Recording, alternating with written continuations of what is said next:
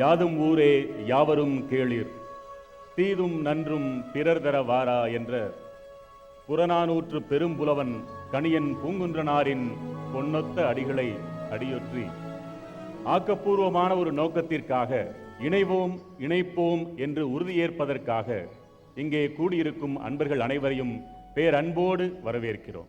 உங்களிடையே ஒரு புதிய எழுச்சி வந்தது, அதை கண்டு இந்த உலகமே வியந்தது.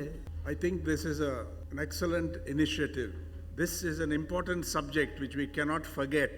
பணியாற்ற தன்னார்வலர்கள், வழிகாட்ட அறிஞர்களும் தயாராக இருக்கிற அரங்கம் இது. மாற்றங்கள் நம்மிடம் இருந்துதான் தொடங்க வேண்டும். மனிதன்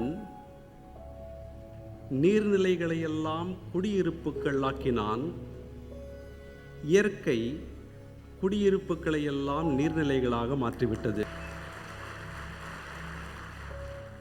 மேலை நாடுகளிலிருந்து வீசுகிற நுகர்பொருள் கலாச்சார காற்று கொண்டு வந்து குவித்த குப்பைகளுக்கு அடியில் நம்முடைய மனிதநேயம் மறைந்து கிடந்தது. ஆனால் அடித்த மழையில் அத்தனை குப்பைகளும் அகன்று மறைந்து கிடந்த நம்முடைய மனித நேயம் மறுமலர்ச்சி அடைந்திருக்கிறது என்பதுதான் மகிழ்ச்சிக்குரிய ஒன்று.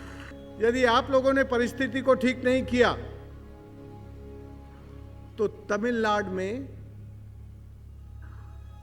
फ्लड और ड्राउट दोनों आएंगे, रेगिस्तान बनेगा. You can construct an engineering college, you can construct a medical college, you can construct a huge IT corridor, you can do everything with money, but you cannot create a watershed. எண்ணெய் எப்படி 20ஆம் நூற்றாண்டை தீர்மானித்ததோ அதே போல் தண்ணீர் 21ஆம் நூற்றாண்டை தீர்மானிக்கும் பல அறிஞர்கள் சொல்லிட்டாங்க. இந்த பூமிங்கிற தாத்தா பட்டவன சொத்து கிடையாது, நம்ம பேரம்பேத்திட்டு வாங்கிற கடன். அதை வட்டியும் முதலுமாக அடுத்த தலைமுறை கொடுக்க வேண்டிய பொறுப்பு அனைவருக்கும் உள்ளது.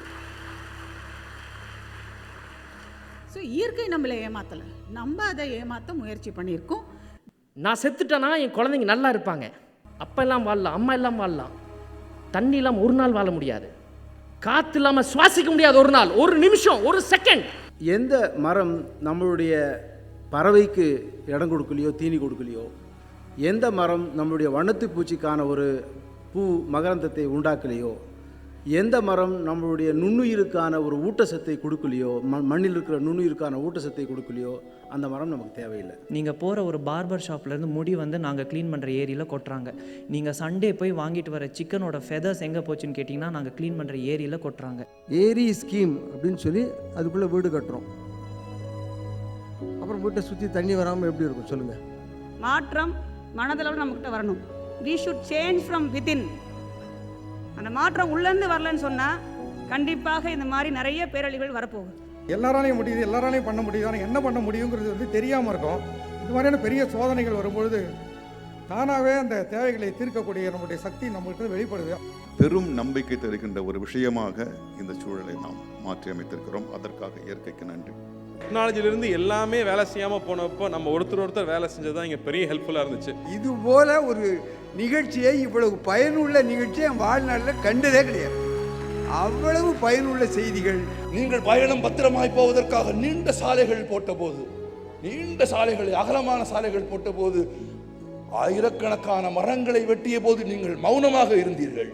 நீங்கள் மௌனமாக இருந்தீர்கள். ஒவ்வொரு மரம் வெட்டப்பட்ட போதும் அந்த மரத்தின் உச்சியில் கட்டப்பட்டிருந்த கூட்டில் இன்னும் சிறகு முளைக்காமல் பறக்காமல் தாயின் வரவுக்கு காத்திருந்த குஞ்சு வெட்டப்பட்ட கூட்டோடு கீழே விழுந்து தார் ரோட்டின் சூட்டில் கருகி செத்து போனதை நீங்கள் பார்த்திருக்கிறீர்களா? இறந்து போன குஞ்சின் துயரத்திற்காக அமர்ந்து அழுவதற்கு மரம் இல்லாமல் பறந்து கொண்டே இருந்த தாய்ப்பறவையின் துயரம் தெரியாத ஒரு சமூகம் இப்படி வெள்ளத்தில் விழவே செய்யும். மழை எப்போதும் இனிது. இதனினும் பெருமழை ஒன்று வந்தால் அதை வீணாக்காமல் தேக்கி வைக்கும் ஆற்றல் பெறும் இடமாக தமிழகத்தை மாற்றுவோம்.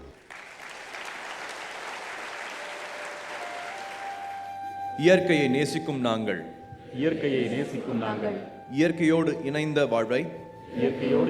வாழ்வை மேற்கொள்வோம். அனைத்து ஜீவராசிகளுக்கும் இந்த பூமி சொந்தமானது என்பதை உறுதி செய்வோம். இயற்கையை இயற்கையை அனைவரும் அனைவரும் நேசிக்கவும் நேசிக்கவும் போற்றவும் போற்றவும் பாதுகாக்கவும் பாதுகாக்கவும் ஓர் இயக்கமாகவே செயல்படுவோம். ஓர் இயக்கமாகவே செயல்படுவோம். நல்ல நீர், நல்ல நீர், நல்ல காற்று, நல்ல காற்று, நல்ல உணவு, நல்ல உணவு, ஆரோக்கியமான சுற்றுப்புற சூழலை ஆரோக்கியமான சுற்றுப்புற சூழலை நம் அடுத்த தலைமுறையினருக்கு நம் அடுத்த தலைமுறையினருக்கு பரிசளிப்போம். பரிசளிப்போம். இயற்கையை நேசிப்போம். இயற்கையை நேசிப்போம். இயற்கையை போற்றுவோம். இயற்கையை போற்றுவோம். இயற்கையை வணங்குவோம் என்று உறுதியேற்கிறோம்.